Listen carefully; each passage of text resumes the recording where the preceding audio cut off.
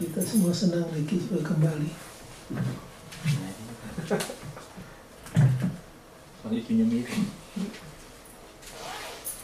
Baik, judul dalam pelajaran bahasa Indonesia. Petrus dan batu karang. Petrus dan batu karang itu. Kalau saudara perhatikan, sepanjang minggu ini kita akan belajar tentang apa? Identitas Yesus. Identitas Yesus.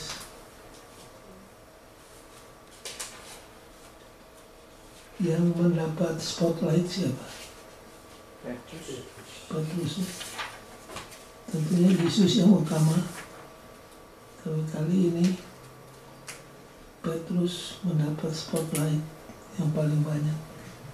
Jadi kita akan pelajari interaksi antara Petrus dan Yesus selama 3,5 tahun di dunia ini.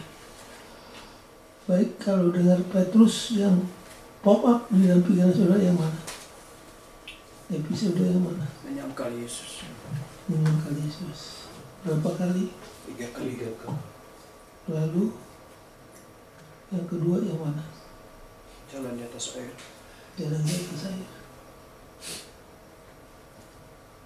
Ketiga, Dia bertanya. Yesus bertanya kepadanya, siapakah aku ini? Dia yang menjawab, engkau adalah Mesias. Jadi Petrus itu disebut impulsif. Impulsif artinya cepat bereaksi. Kadang-kadang pikirannya terlambat. Actionnya lebih dulu, pikirannya terlambat. Tapi ada juga saatnya di mana jawabannya kena, seperti dalam case ini nanti.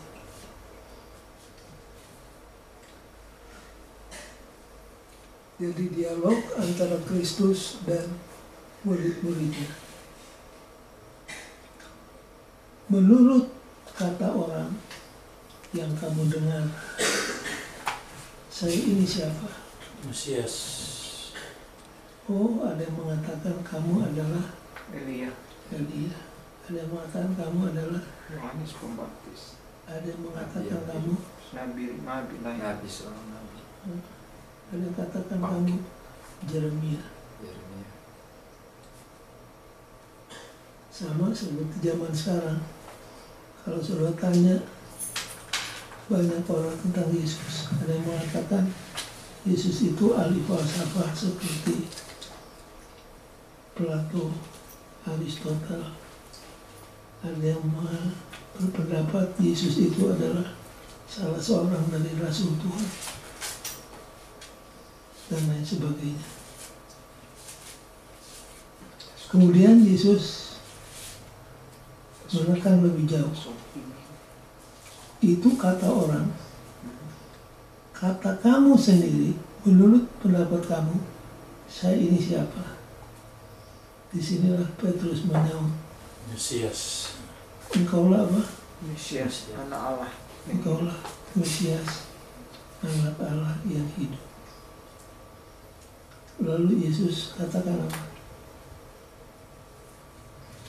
Bukan engkau yang mengatakan, tapi Roh Kudus. Bapakku yang di sorga. Dia mengatakannya kepada. Bapakku yang di sorga. Jadi kali ini Petrus dapat angka 100.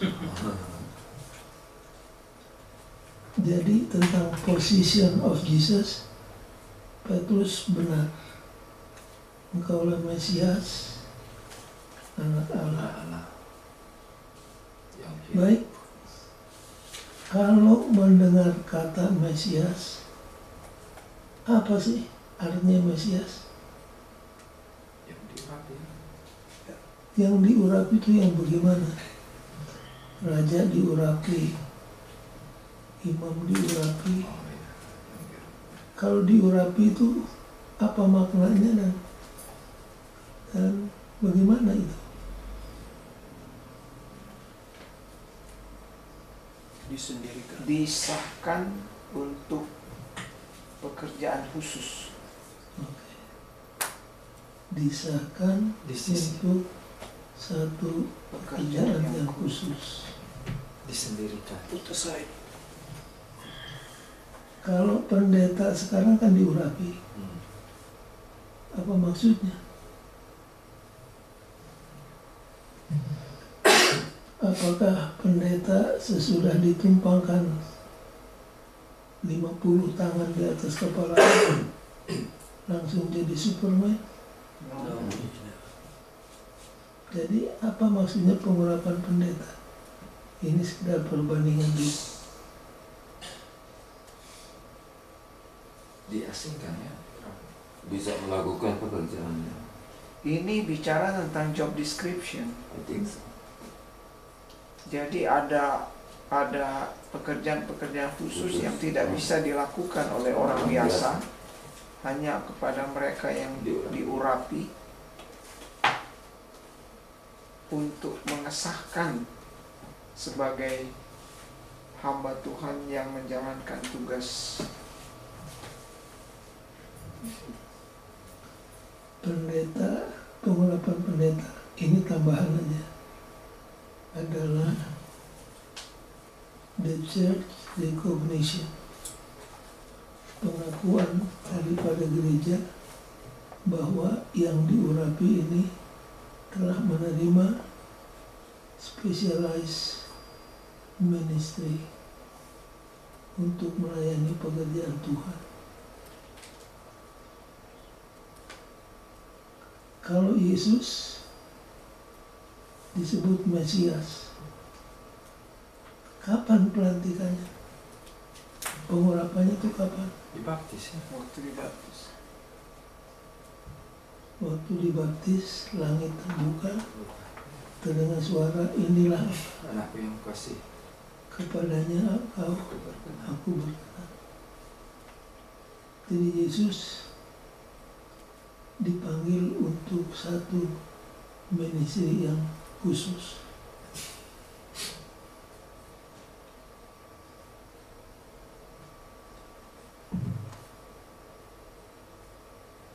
Kemudian di introduction ada sesuatu yang perlu digarisbawahi. Ya, saya baca introduction Iya, paragraf ketiga. itulah sebabnya Yesus tidak hanya mengatakan bahwa ia akan mengalami banyak penderitaan dan dibunuh dan dibangkitkan pada hari ketiga. Tapi ia harus menghadapi hal-hal ini. Oke. Yesus tidak sekedar mengatakan bahwa dia akan menderita banyak hal dan dibunuh dan dibangkitkan. Tetapi ada kata apa di sana?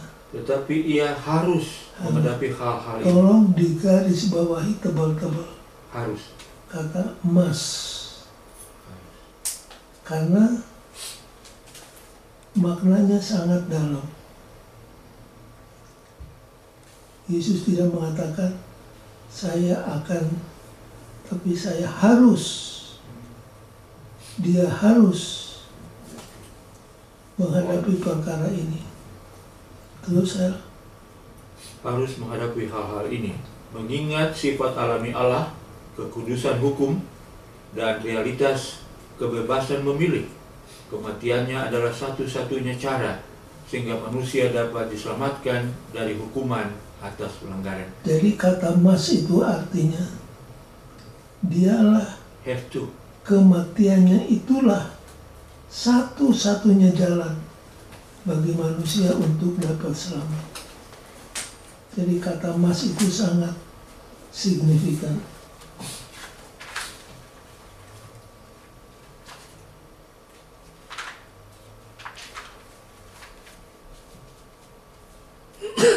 Manusia bisa diselamatkan dari dosa hanya oleh kematiannya. Karena tidak ada jalan lain, tidak ada nama lain yang di dalamnya ada keselamatan.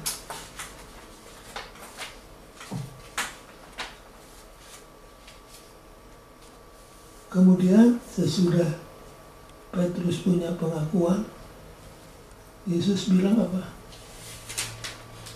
Anak manusia akan mengalami apa? Banyak penderitaan.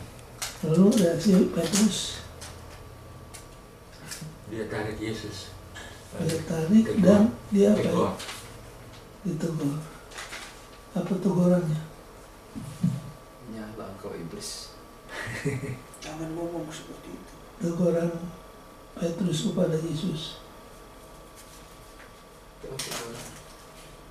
Teguran Petrus pada Yesus. Petrus masih mempunyai opini yang sama seperti umumnya orang Yahudi zaman itu.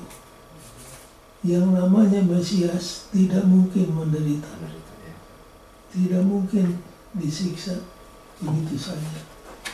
Nah, Petrus masih share that opinion. Makanya dia terus menegur Yesus. Jadi sejauh posisi Yesus concern, Petrus benar.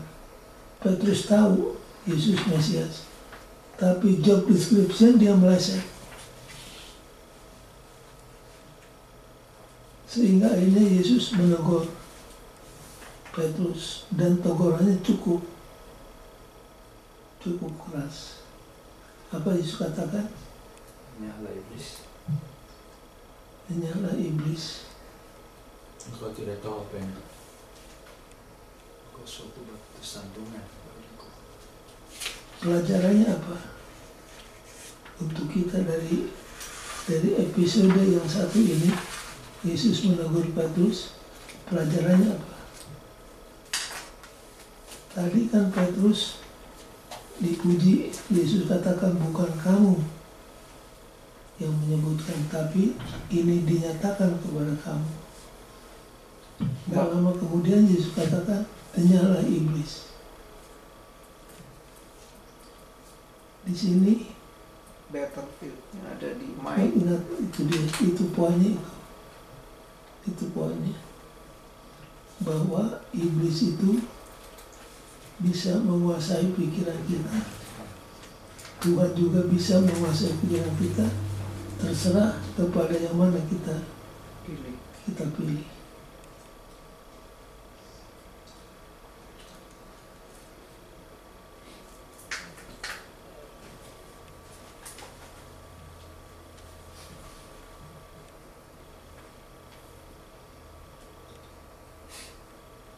Di pelajaran hari Minggu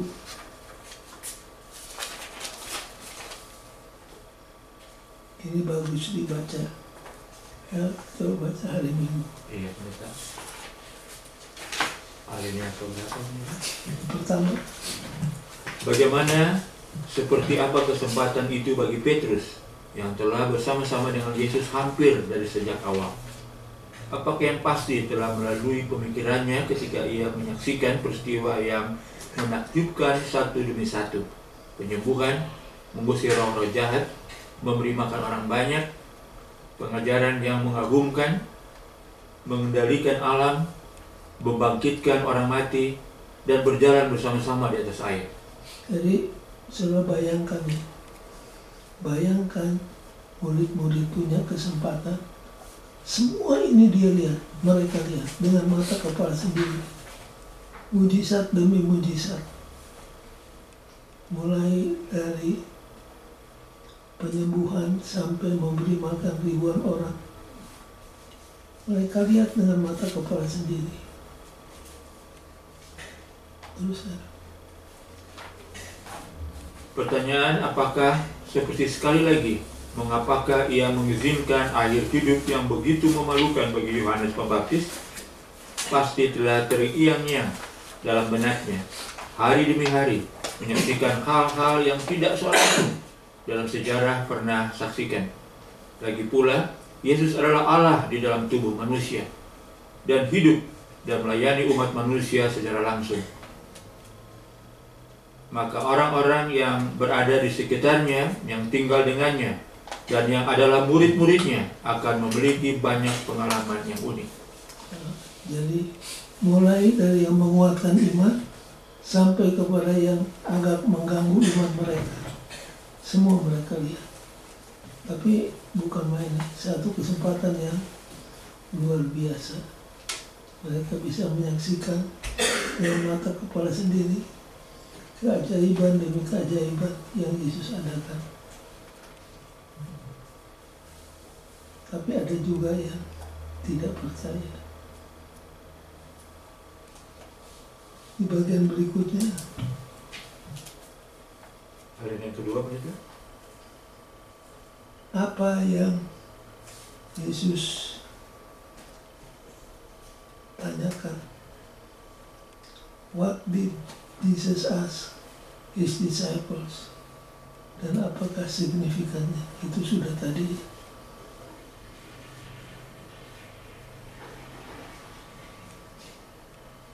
Nah, kalau sudah perhatikan di dalam dialog yang satu ini, konteksnya adalah apa? Kalau sudah kembali ke introduction, kalimat yang pertama mulai dengan kata apa? Di introduction. Sejak waktu itu. Nah, sejak waktu itu, masih ingat beberapa sahabat yang lalu saya terangkan, sejak saat itu ada perpindahan. Mula-mula tentang the person of the king, yang kedua tentang the ministry of the king, yang ketiga the suffering. Jadi ini sedang masuk kepada the suffering of the king.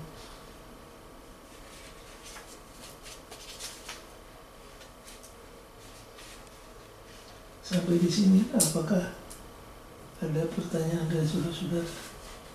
Ini sudah berulang kali kita pelajari.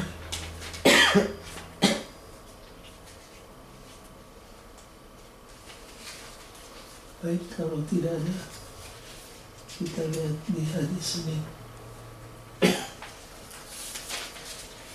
Lalu Yesus berkata, on this rock, di atas batu karang ini, gereja akan didirikan. Saudara-saudara kita dari gereja Katolik katakan, baca dong Alkitabnya. Coba kita baca pasal 16 ayat 17 sampai 20. 16 ayat 17 sampai 20. Silakan dibaca. Kata Yesus kepadanya, berbahagialah engkau Simon bin Yunus, sebab bukan manusia yang menyatakan itu kepadamu, melainkan Bapa-Ku yang di sorga. Dan aku pun berkata kepadamu, engkau adalah Petrus, dan di atas batu karang ini, aku akan mendirikan jemaatku, dan alam maut tidak akan menguasainya. Kalau baca sepintas lalu ayat ini, memang gereja Katolik nampaknya benar. Karena Yesus katakan, engkaulah Petrus, di atas batu karang ini aku akan mendirikan gerejaku. Nah, kalau sudah dihadapkan dengan ayat ini, jawab saudara bagaimana? Bukan Petrus. Karena Kembali kepada bahasa asli. Itu dia, kembali kepada Bahasa asli. bahasa aslinya. Dalam bahasa aslinya, terus bahasa Grekanya apa? Petra. Hah? Petros. Petros itu batu yang kecil yang berguling-guling, tidak teguh di satu tempat. Itu adalah Petros.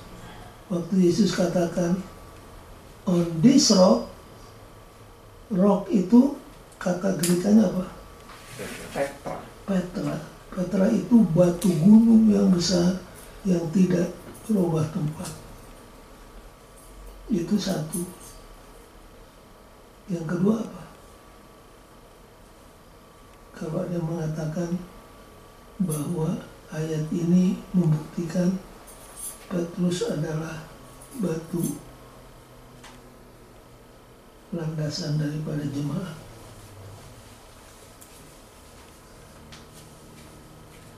Satu saudara sudah bisa kemukakan dari bahasa Greka.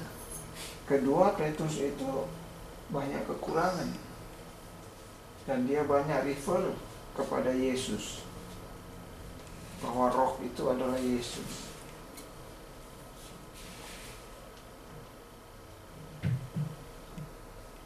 Kita minta bantuan dari wider konteks.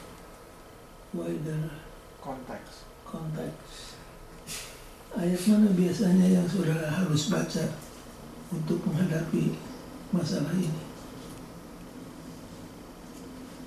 Ada yang ingat? 1 Petrus 2.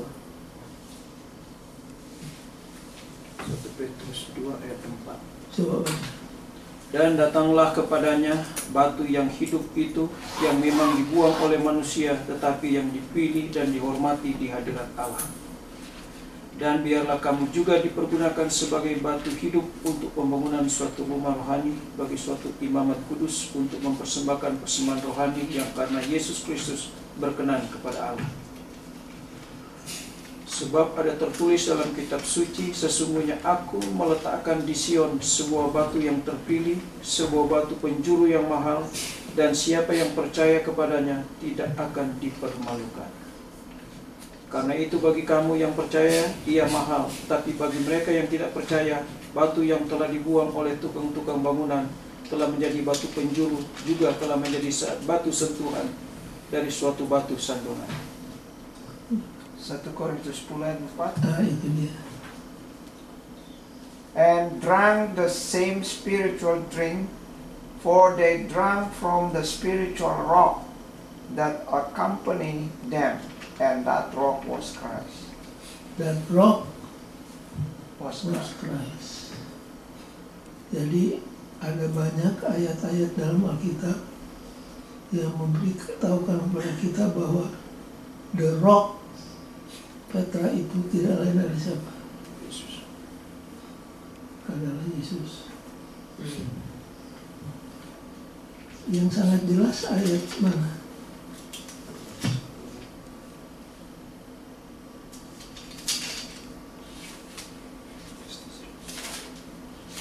Saya buka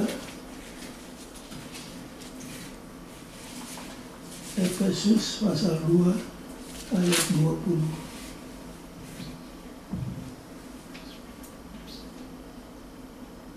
Efesus 2 ayat 20.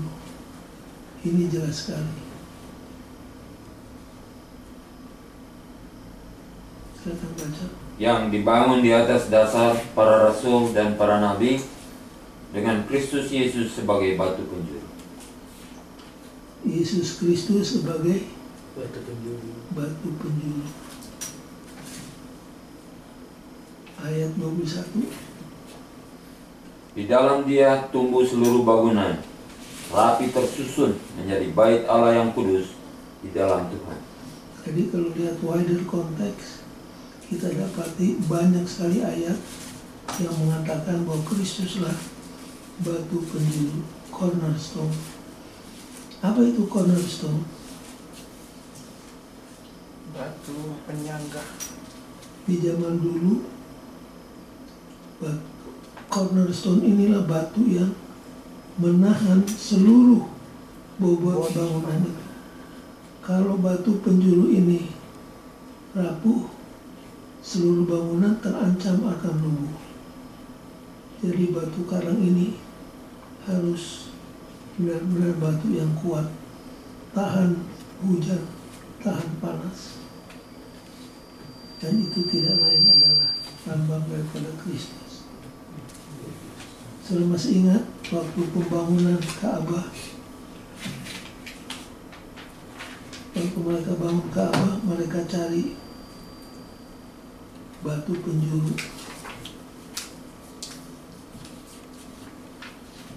Mereka coba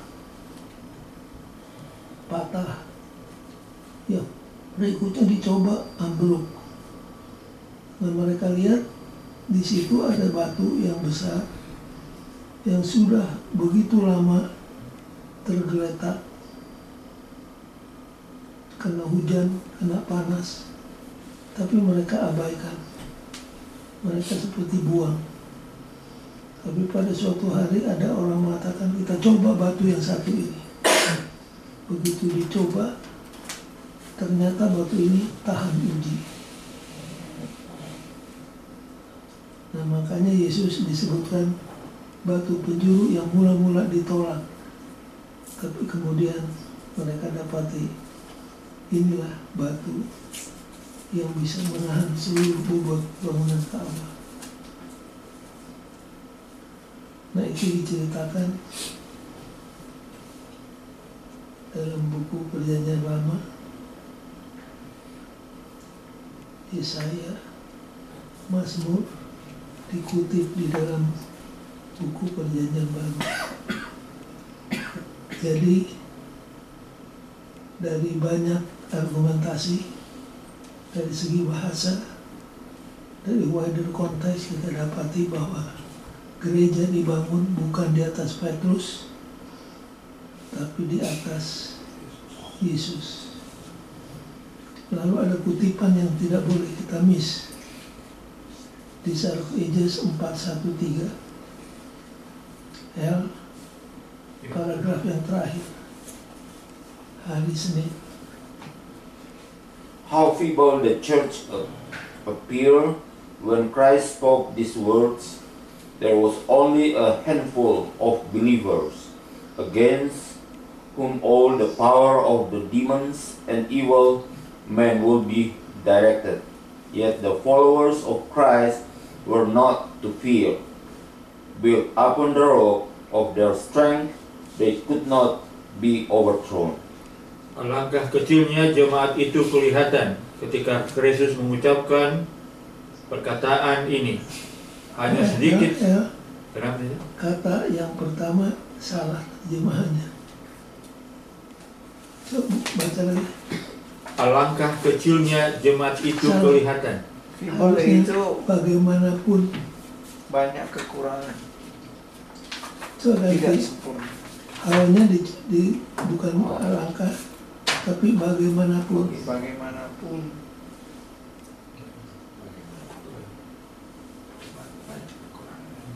kekurangan dari gereja. Baca. Bagaimanapun kekurangan dari gereja itu kelihatan ketika Kristus mengucapkan perkataan ini.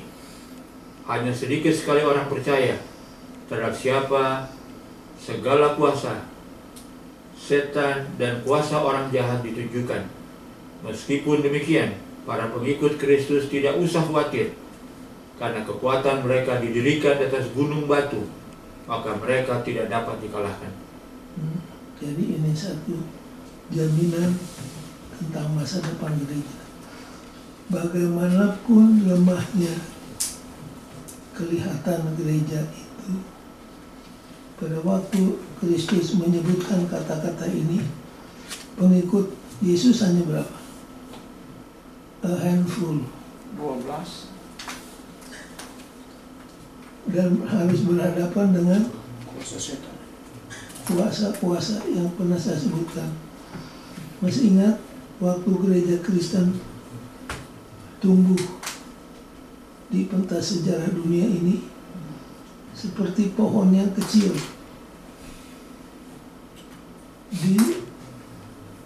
bertumbuh di lingkungan yang tidak bersahabat dengan dia.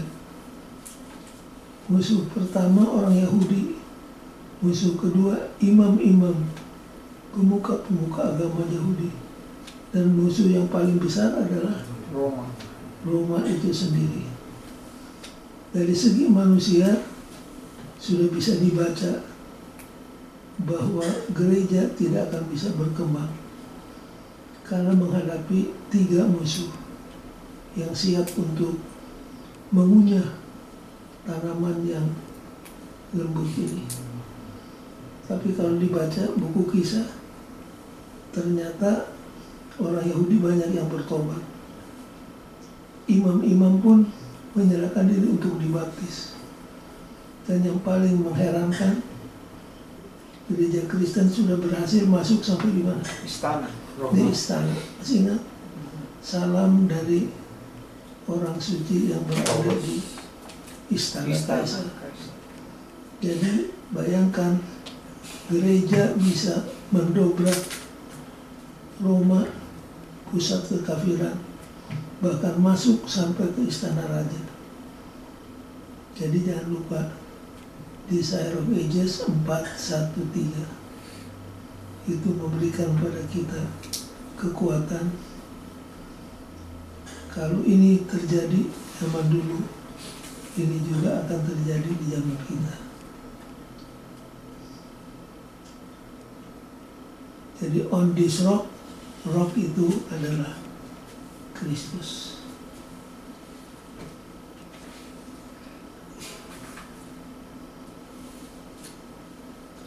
Yang berikut tentang Petrus sebagai apa?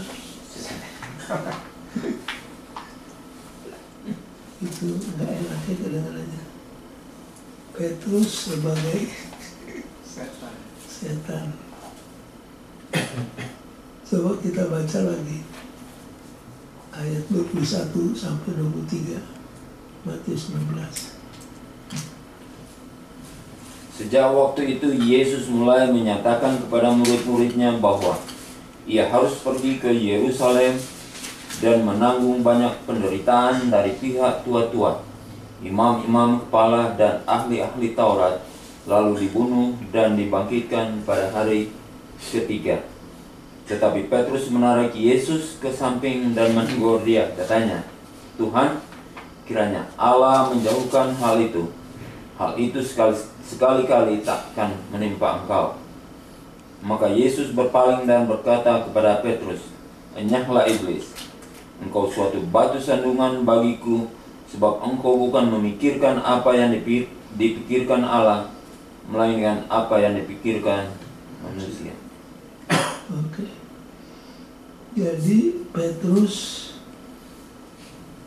merasa yang namanya Mesias tidak mungkin menderita, tidak mungkin mati, apalagi matinya disalibkan.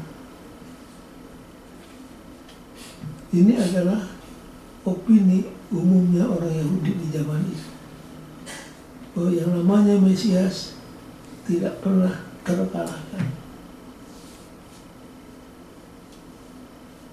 Tapi kemudian Yesus ingat siapa, kalau sudah baca ini, ingat peristiwa di mana? Get behind me, Satan.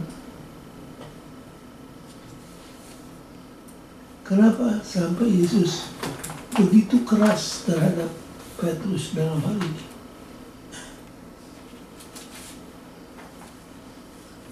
Baca alinea yang kedua, hari Selasa. Yesus berkata, "Enyahlah iblis." Karena sebagaimana halnya iblis sendiri di padang gurun, Petrus telah menjadi kacamata, ancaman terhadap misi Kristus. Nah, kan ditanya tadi, mengapa Yesus begitu keras menegur balik Petrus? Jawabnya apa? Markus. Petrus telah menjadi ancaman terhadap misi Kristus. Iya. Because like Satan himself in the wilderness, seperti setan itu sendiri di padang gurun, Petrus telah menjadi sebuah ancaman kepada misi Kristus. Karena Petrus share the opinion of the Jewish people in general, bahwa yang namanya Mesias tidak mungkin akan menderita, apalagi mati, tidak mungkin.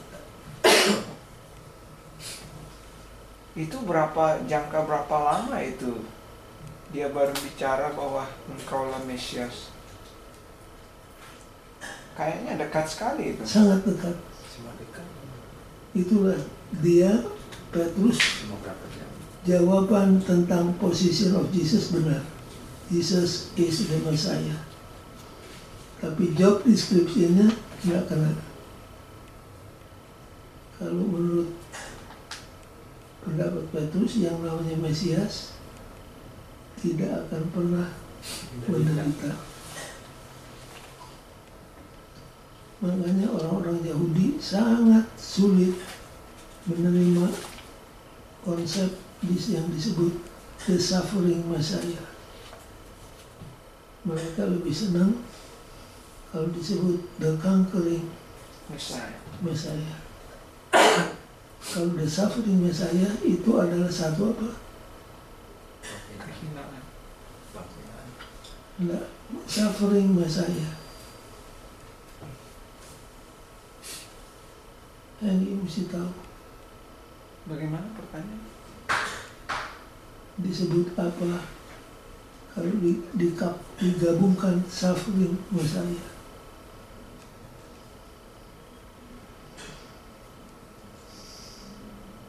Sudah lupa? Moron. Ya, oksimoron. Inkompatibel. Dua kata itu nggak bisa digabungkan. Tidak ada itu suffering Messiah buat orang Yahudi.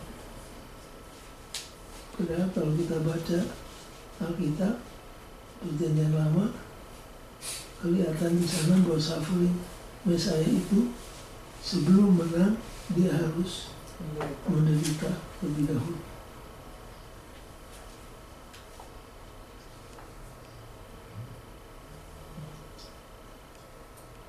Ya, paragraf ketiga.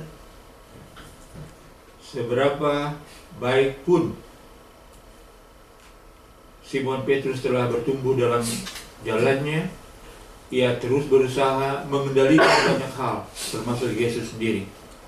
Dalam hal ini, Petrus tidak jauh berbeda dengan murid yang lain, Yudas, yang berusaha mengatur Yesus dan melaksanakan rencana-rencananya sendiri, menurut apa yang ada di benaknya mengenai bagaimana Kristus itu seharusnya. Tapi berbeda dengan Yudas, Petrus sangat menyesal dan rela didisiplin dan diampuni. Jadi ini murid-murid yang 12 nampaknya punya agenda masing-masing.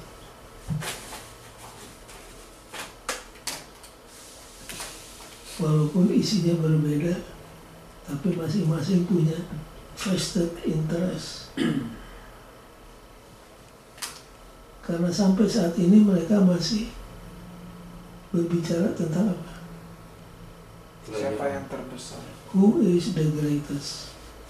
Yesus sedang merenungkan dekatnya salib yang akan dijalaninya.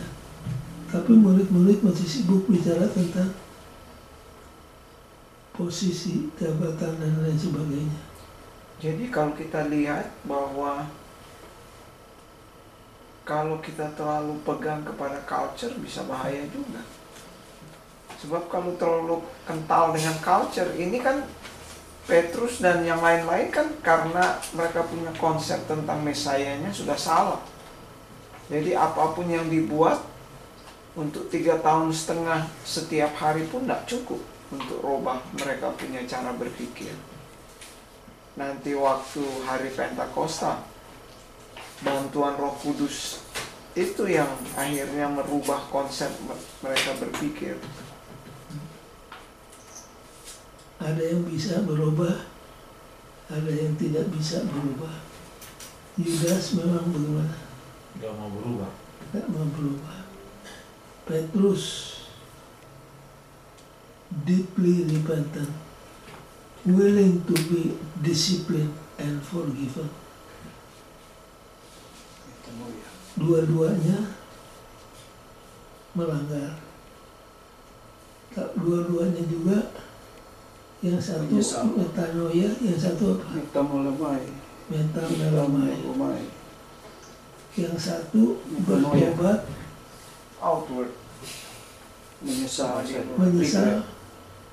Karena ketahuan. Yang lain menyesal betul-betul. Repentance.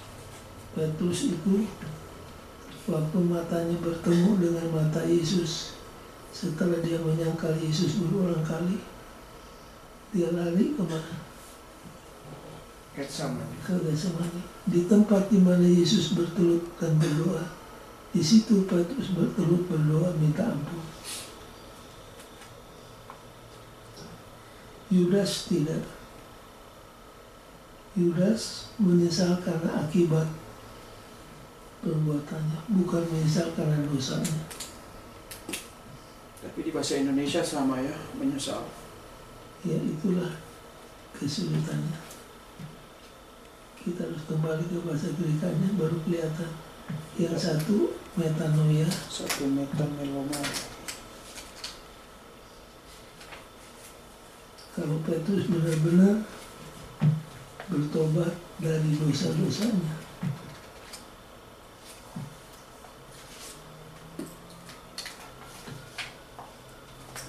Waktu Petrus bertobat,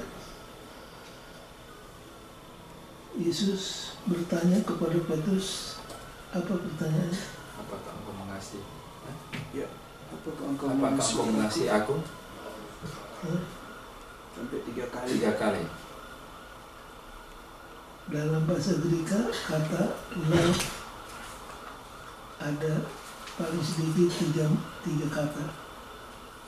Satu, Agape, agape ini kasih yang mana?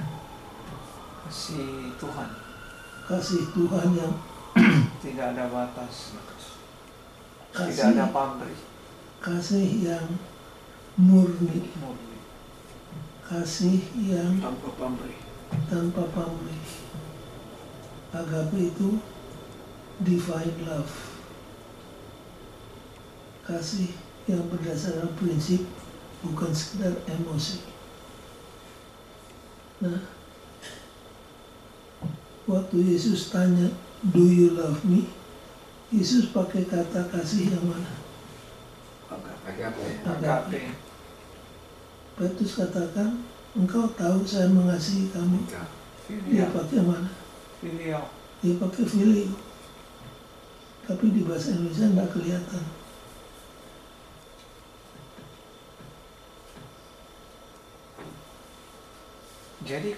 Jadi untuk orang yang belajar Alkitab yang tidak tahu bahasa asli, banyak sekali kekurangannya. Sangat. Makanya ada sekolah pendeta ya, Ki. Itu kelebihan kalau ada sekolah ya. Iya. Ya, begitulah. Seperti Hudi. Dia ambil Greka. Dia ambil Ibrani. Dia ambil Aramaik. Saya nggak tahu kalau dia ambil Syriak. Tapi yang basic, Ibrani, Greka, dan Hebrew. Mau nggak mau mereka punya kelebihan. Nah, kalau saudara pelajari, Yesus waktu berkhotbah, waktu bicara dengan murid-muridnya hari-hari, Yesus pakai bahasa apa? Aramaik, Pakai bahasa Aramaik. Cuma Matius mencatatnya dalam Greka. bahasa Greka. Makanya di Andrews di offer mata pelajaran bukan cuma Greka tapi Aramaik. Aramaik. Dan kalau sudah kuasai Aramaik, Alkitab jadi lebih terang. Banyak yang kita tanyakan, kenapa ini begini? Kenapa ini begini? Di-solve kalau kita kembali kepada the original word. Dan untuk sudah ketahui, sekarang ini ada 2 buku, masing-masing begini tebal. Seluruh kata yang ada di Alkitab ada di sini. Dan dikasih tahu, ini bahasa Grekanya, ini artinya.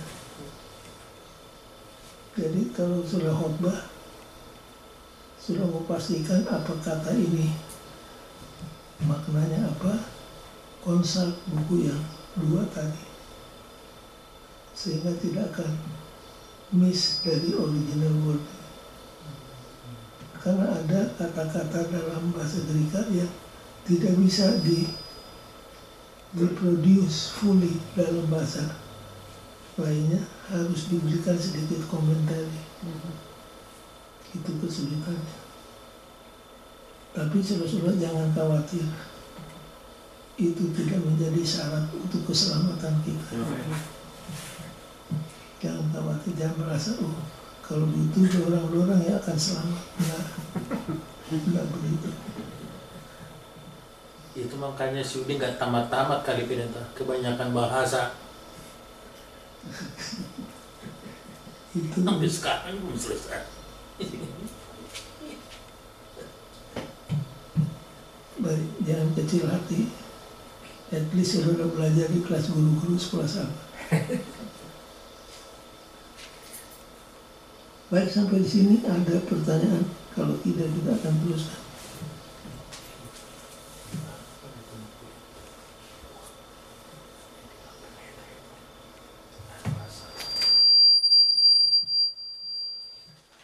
Apa nama bukunya itu pendeta yang pendeta kasih tahu tadi? Word study. Word Kata study. Word study. Study. Kalau sudah pergi ke Berian ada. Ada.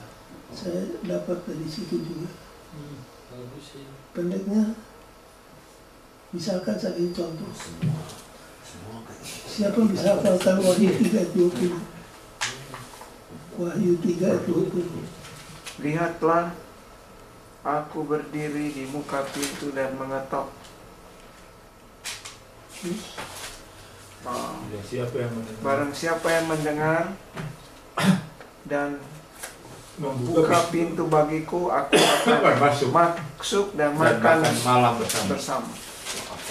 Kalau dalam bahasa Indonesia, aku akan makan. Bersama. Nah, kalau sudah dilihat di word study itu, makannya itu deipneo. Deipneo. Makan Deipneo malam. itu bukan cuma makan malam. Kenapa aku akan makan malam? Waktu malam itu semua keluarga berkumpul. Dan berkomunikasi. Jadi itu sedikit contoh. Jadi dialog antara Yesus dan Petrus kelihatan permainan kata yang berbeda. Beli bukunya. Ada tulisan buat itu yang fine juga. Maksud kita begini, pendeta, kan kalau kita suka mau belajar, lalu sedangkan pendeta-pendeta biasa juga kadang-kadang nggak ngerti. Jadi waktu mereka khotbah pakai bahasa Alkitab yang seadanya. Nah, setelah kita mendalami begini, jadi kasihan kan orang yang nggak tahu. Sedangkan itu bertahun-tahun mereka pegang itu kata itu. Contoh mengenai perfection. Itu kan kalau kita nggak tahu hermeneutic method, jadi apa? Iya. Karena memang ada di dalam ayat Alkitab. Kamu harus sempurna seperti Bapamu sempurna. Tetapi setelah kita pelajari yang hermeneutic method itu, baru kita mengerti. Nah, itu bayangkan kalau kita punya konsep bahwa kita harus perfect. Nggak ada yang bisa masuk surga karena itu kita pegang bertahun-tahun sampai bisa jadi salah mengajarkan kan. Itu maksud saya. Dia punya statement jadi mengingatkan saya kepada pengalaman waktu pendeta E.E. Cleveland. E.E. Cleveland itu evangelis Advent yang nomor 1 di dunia. Saya nggak tahu ada di antara saudara-saudara yang ingat dia. Kalau di khotbah memang luar biasa.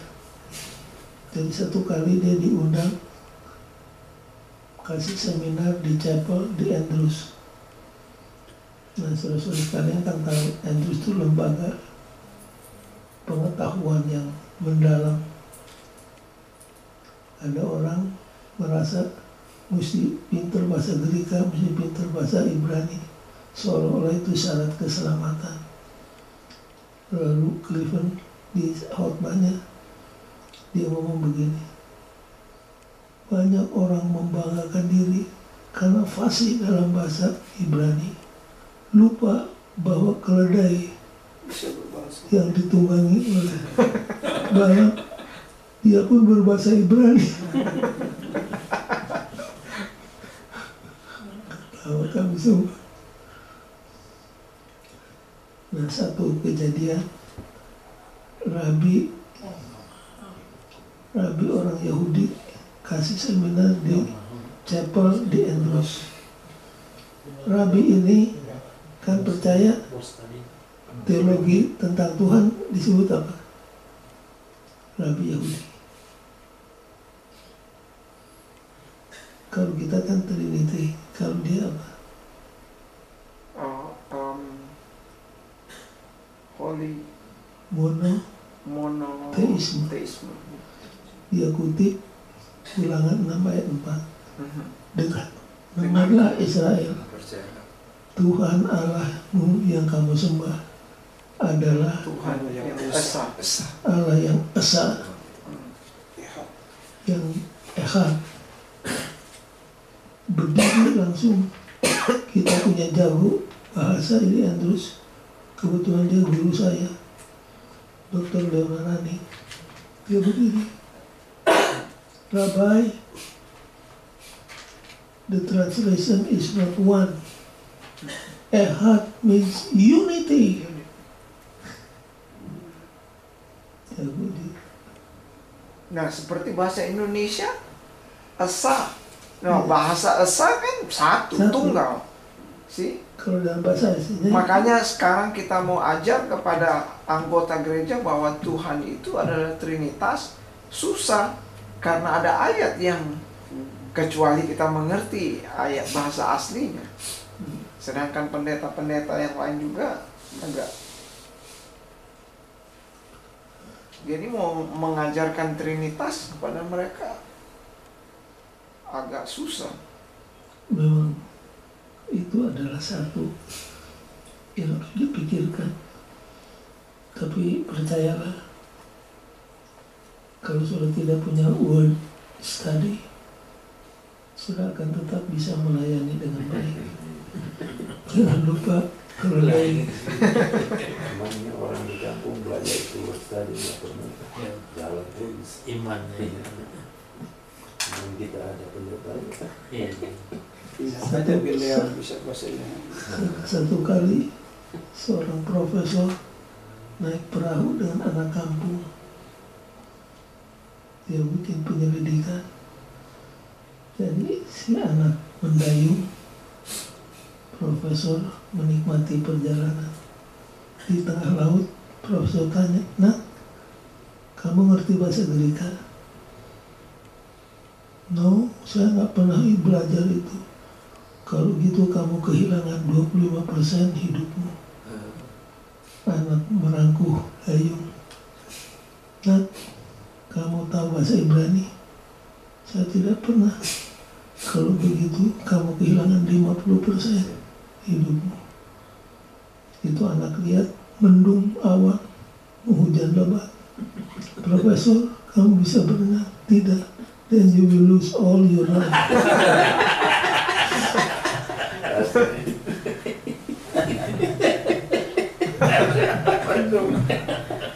Anak tuh jago. Biar bahasa Greka, bahasa Ibrani, Taufan datang nggak ada yang mati duluan. Ya cuma 50%.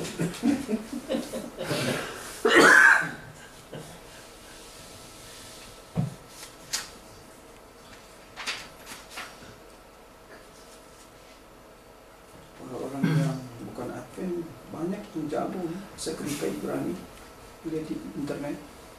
Orang belajar juga. Guru-guru Andrews, guru saya, kalau ke kelas bawa Alkitab bahasa Ibrani, bahasa Greka. nggak bahasa Inggris lagi, dia pegang langsung bahasa Greka, bahasa Ibrani. Kita masih jauh dari situ. Karena hari-hari itu aja yang dipelajari. Baik, yang satu ini mudah, yang berikutnya perlu banyak discussion. Encouragement from heaven. Yesus dipermuliakan. Untuk kepentingan apa? Sampai Musa dan Elia diutus oleh Tuhan ketemu dengan Yesus di bukit kemuliaan itu. Apa maksud pertemuan itu? Untuk memberikan encouragement kepada Yesus dalam menghadapi Kematian. Menguatkan. kesengsaraan di depan kematian.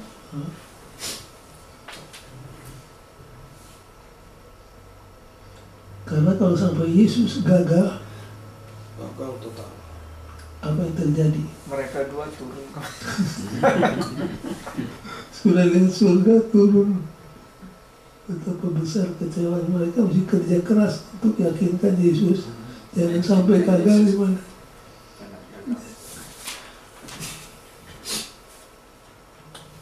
Ya, baca keterangan dari Thessalonians halaman 422-425, hari Rebu, paragraf pertama. Yesus tinggal di tengah kasih dan persekutuan surga. Tapi dalam dunia yang telah diciptakannya, dia berada dalam kesepian. Sekarang surga telah mengirim utusan-utusannya kepada Yesus. Bukan malaikat-malaikat, melainkan manusia yang telah menanggung penderitaan dan kesusahan, dan yang dapat menaruh simpati kepada juru selamat dalam ujian hidupnya di dunia ini. Musa dan Elia telah bekerja bersama-sama dengan Kristus. Mereka turut mengambil bagian dalam keinginannya untuk keselamatan manusia. Orang-orang ini yang dipilih lebih dari setiap malaikat di sekeliling tahta telah datang bercakap-cakap dengan Yesus mengenai peristiwa penderitaannya dan menghiburkan dia dengan jaminan simpati sorga. Itu di garis bawahi. Menghibur. Yesus. Harapan dunia keselamatan setiap manusia merupakan beban pertemuan mereka. Jadi itu, the hope of the world, the salvation of every human being was the burden of their interview.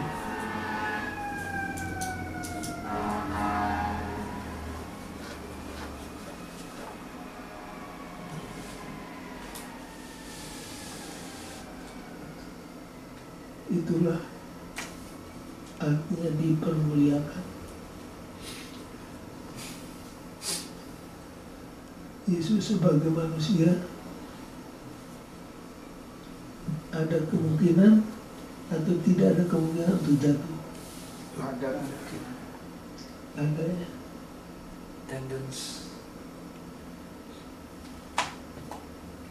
Dan surga telah mengutus kedua hambanya untuk menguatkan Yesus menghadapi salib yang semakin dekat.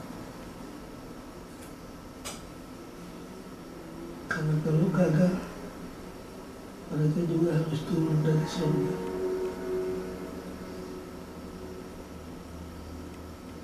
Itu mudah dicerna. Yang berikutnya tentang apa? temple tax. Temple tax.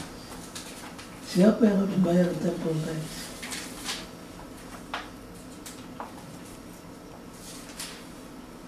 Ini bukan pajak untuk negara, pajak untuk Ka'bah. maintenance Ka'bah. Seluruh anggota dituntut, tapi imam-imam, orang Dibebaskan. Lewi, rabi-rabi were exempt, tidak diharuskan. Jadi waktu ditanya apakah kita harus membayar pajak, Yesus katakan apa? Bayarlah kepada kasar. Coba baca paragraf 2 hari Kamis. Paragraf kedua. Ya, paragraf kedua. Kenapa? Hari Kamis, paragraf 2. Ellen White menulis bahwa Petrus kehilangan kesempatan menyaksikan pada peristiwa ini otoritas Kristus yang mutlak. Oleh jawabannya kepada pemukul upeti bahwa Yesus mau membayar upeti, sebenarnya ia telah menguatkan pengertian yang keliru tentang dia, yang sedang diusahakan untuk disebarluaskan oleh imam-imam dan penghulu-penghulu. Jika imam-imam dan orang-orang Lewi dibebaskan karena hubungan mereka dengan bait suci, apalagi dia yang baginya bait suci adalah rumah Bapaknya. Jadi sebenarnya Yesus Bebas pajak. bebas pajak. Tapi Yesus bayar atau tidak? Bayar. Bayar. Baca terus. Kita bisa belajar banyak hal dari jawaban Yesus yang pernah kepada Petrus. Gantinya merendahkan dia, Yesus dengan lembut menjelaskan kesalahannya. Selain itu, Yesus menyesuaikan dengan arah yang Petrus telah ambil dengan cara yang paling kreatif. Daripada hanya membayar pajak begitu saja, dengan begitu mengakui tanggung jawabnya membayar pajak, Yesus mengambil pajak itu dari tempat yang lain, dari mulut seekor ikan. Jadi Yesus suruh Petrus Pancing. pancing. Ikan yang pertama dia dapat, di mulutnya ada berapa banyak uang? 4 dinar. Pas untuk membayar pajak 2 orang. Ya. Nah di sini ada sedikit pertanyaan. Apa yang jadi masalah? Ikan yang bayar ya. Yang jadi masalah apa?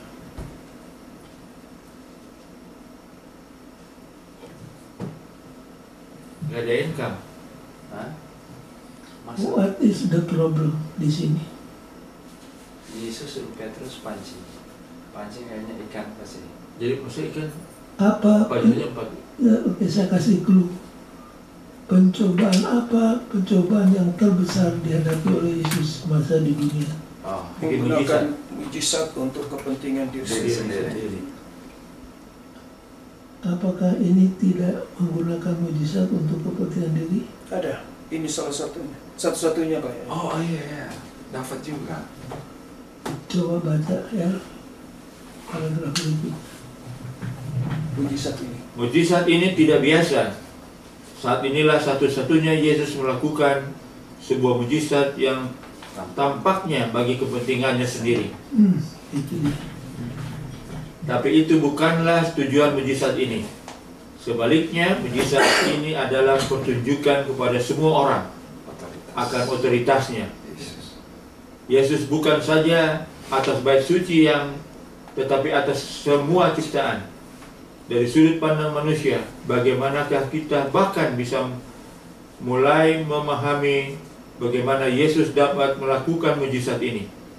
Dari semua yang Petrus telah saksikan, dapatkah Anda bayangkan apakah yang sedang terjadi dalam pikirannya ketika ia melemparkan pancingnya, menangkap ikan yang pertama dan menemukan jumlah yang tepat untuk pajak bait suci?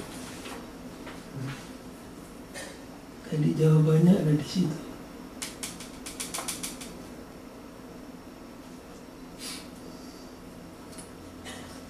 Nampaknya unusual.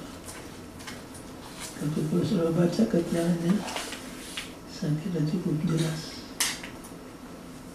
In conclusion,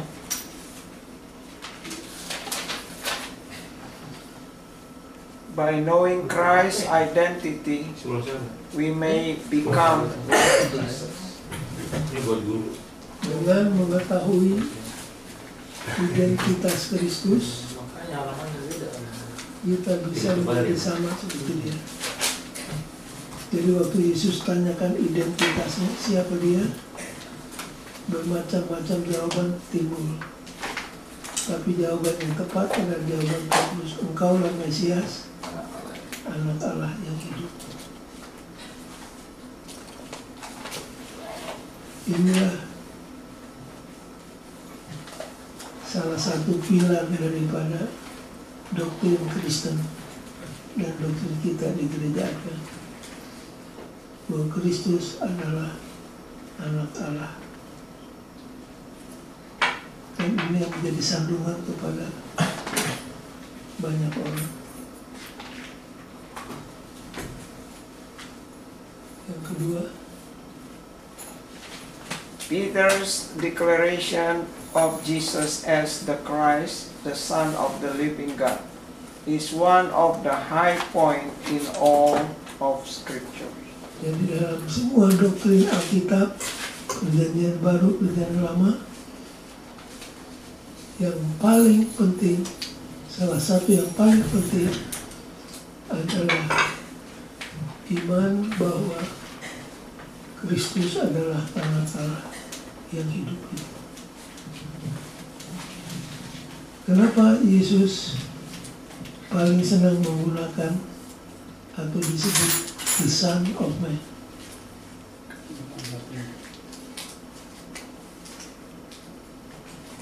Kan banyak nama Yesus.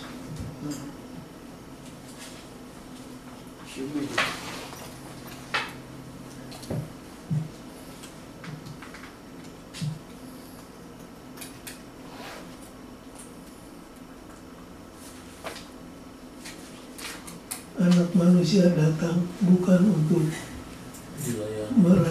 dilayani, tapi melayani. Dia pakai apa? Anak manusia, anak manusia. Apa signifikannya?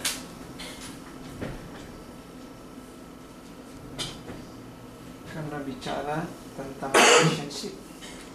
Satu. Yang kedua,